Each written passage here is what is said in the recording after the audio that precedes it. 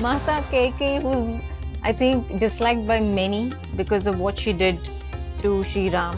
Of course, she was the most beloved and most favorite of King Dasharath, of the queens. And the lesser known fact, apart from her, like, mainstream fact of her sending Ram because of her love, again, attachment for Bharat to be the king and not Ram. Kaikeyi was a very skilled warrior, and that's how she saved Dasharath and got the boon of asking anything from Dasharatha. There was a war between the gods and the demons, Sur-Asur Yudh, where they requested, the gods, they requested Dasharath to please come and fight on their side because this was a losing battle. The Asurs were much stronger, or let's say much more brutal, and the Surs were losing.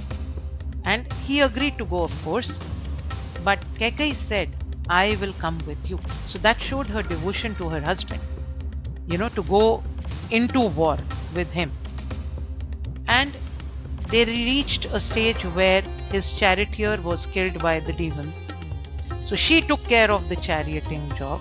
She was holding on to the reins of the horses while Dasharath was fighting, and Dasharath was injured. Not only was Dasharath injured, one of the wheels got loose. The spokes came out. So with one hand, she was holding on to the reins of the horses, and with the other, she took the spear, the bhala, and she put it into the wheel, and she was holding that spoke so that the wheel also doesn't get dismantled.